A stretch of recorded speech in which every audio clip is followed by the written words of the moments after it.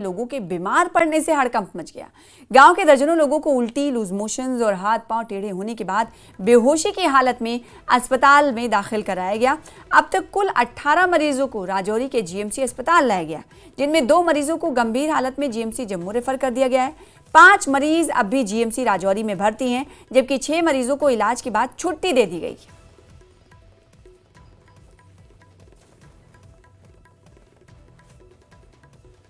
और बस वो उल्टियाँ पेचिस उल्टियाँ और पेचिस वो कोई समझ नहीं आया क्या हुआ है हमारा। उल्टियाँ पेचिस तो कितने दिन हो गए आपको जी? इधर 5 दिन हो गए। तो अभी डॉक्टरों ने क्या बताया? डॉक्टरों ने अभी कुछ नहीं बताया, इलाज तो चल रहा है।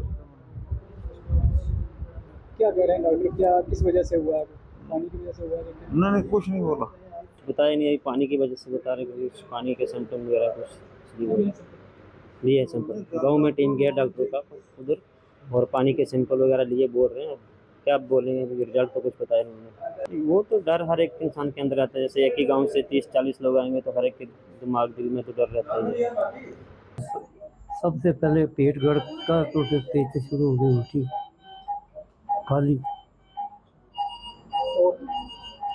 कोई बकोट कहते हैं।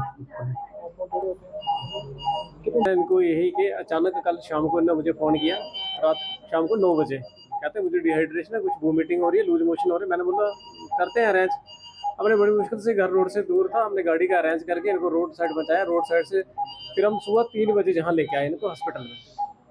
तो इतने टाइम में इनकी कंडीशन इतनी वीक हो गई थी, इतनी वीक के मतलब उसको डिफाइन करना मुश्किल है हमारे लिए।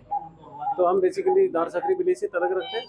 दार सकरी विलेज उस गांव में अभी तक 22 लोग हो गए, जिसमें से 2 को रेफर कर दिए जम्मू, तो कुछ 2-4 डिस्चार्ज होकर घर चले गए। घर का माहौल बना हुआ है कि कोई भी आदमी जो है वो खाना भी दिन में एक ही बार खा रहा है और पानी उबाल कर अपने बच्चों को दे। घर से बाहर बच्चों ने स्कूल जाना भी छोड़ दिया है।